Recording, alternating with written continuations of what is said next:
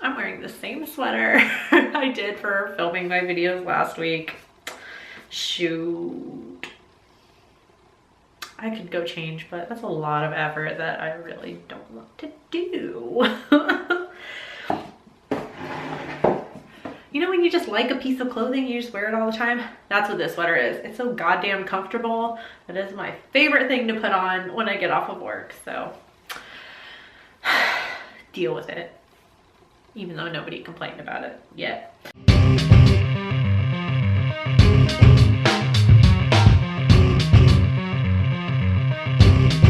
Hey there, creepy peeps, and welcome to a new movie review. As promised, a little bit later than I promised, but as promised, we're gonna talk about the movie Get Out, which is the directorial debut of Jordan Peele, who you probably recognize as half of the Key and Peele comedy duo, which I loved their show on Comedy Central when it was running.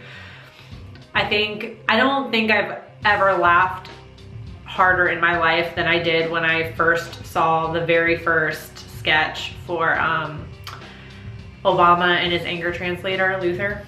I might have peed my pants slightly, like a little bit when it came out. This review is gonna kind of kick off another little experiment in kind of changing up my movie review, what's the word?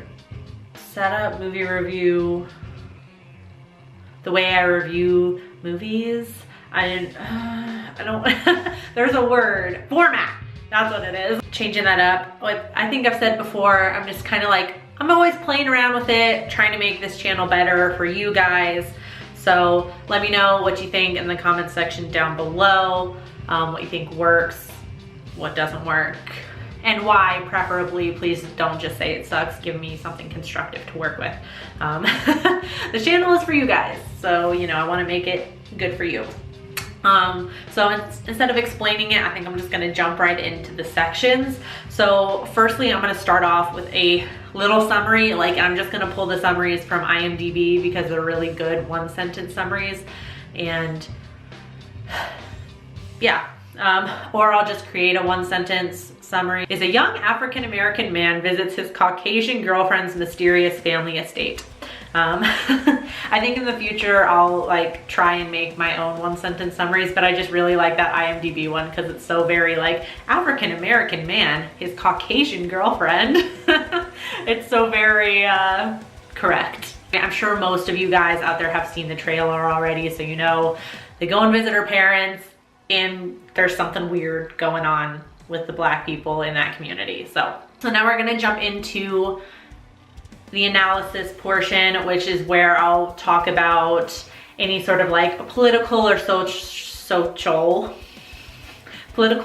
or cultural commentary and things like cinematography, camera work, that sort of thing, where applicable, you know, anything that stood out to me. I'm not gonna go through each little detail, but anything that stood out. So, you know, analysis of Get Out. Obviously, there's a shit ton of social commentary going on in this movie. That was apparent in the trailer. Like, you could already tell kind of what the inspiration socially and politically was for Get Out. It does not, you know, it doesn't give you any doubts about what this movie is about. And it does go deeper than the trailer would lead you to believe. I think probably the most poignant part in terms of its social commentary is the party that Rose's, who is the girlfriend, Rose's parents are throwing. And it's all these like very wealthy, older, white people, you know? And they all are trying to relate to Chris by pretty much just mentioning any Black person that they know. Like, one of them, it's like, oh, I used to be a professional golfer, love Tiger Woods, that sort of thing. You know, they try and make any reference that they can. I think that's probably the most, like, where you get the most commentary and you're kind of just like, ah, okay. What really stood out to me about this movie, however, is the camera work. They make a whole lot of use of close-ups and almost extreme close-ups. throughout the movie, especially when it comes to which they kind of introduce all of them in the trailer, the 3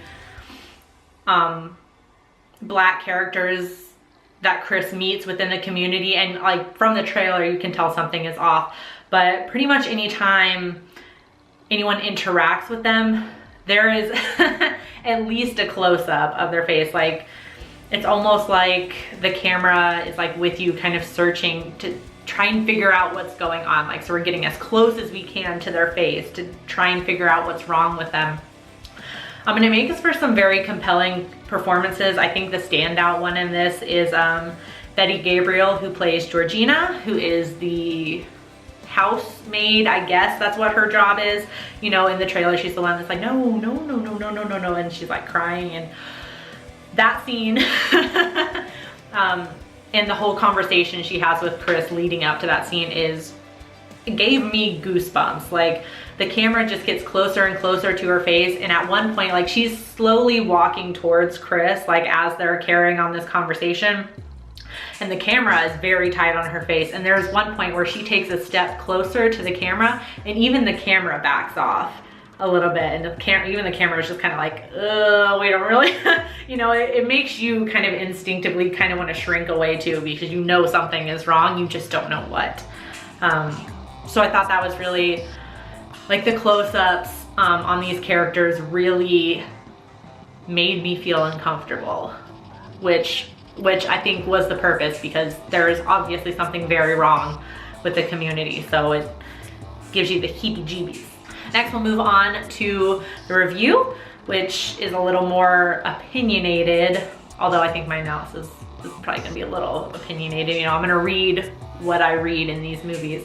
But my review of this is beautifully shot. I loved, all the colors. It wasn't quite muted, but nothing was like too bright. You know, the estate that Rose's parents live on is like very isolated, so there's a lot of greenery around, and I just thought it was very beautifully shot. It is pretty full of some horror conventions. Like, there's some familiar horror characters, like the comedic relief, and a few conventions that any seasoned horror fan is going to recognize. Personally, I felt the comedic relief, Rod, which is Chris's friend, who is not with them, obviously, and he's, you know, occasionally calling him and telling him how weird this situation is. I felt like he took away from the creepiness a little bit. I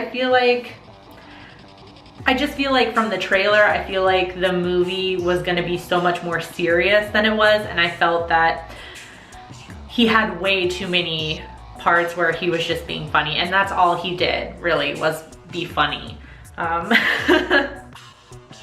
He has like one small little moment where he's truly worried about his friend and not actually cracking any one-liners, but I felt like it took away from it a little bit. I was expecting slightly more serious tone from the movie. But other than that, absolutely amazing directorial debut from Jordan Peele. So why should you watch?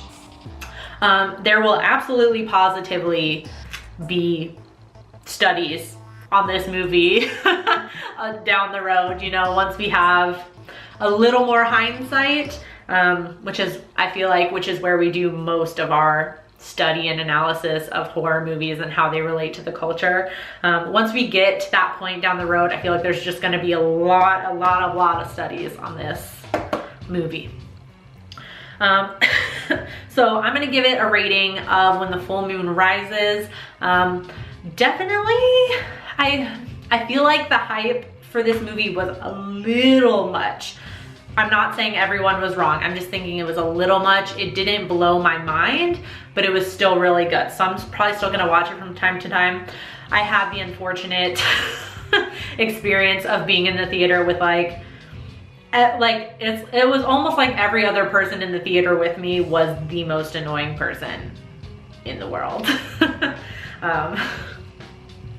So I had a lot of talkers and people being disruptive, and somebody brought like a 4-year-old to the movie who every time something loud happened, it obviously startled the kid and he started crying and wailing, and the mom had to take him out. And I would really like to watch this movie again without all the distractions, but other than that, solid movie.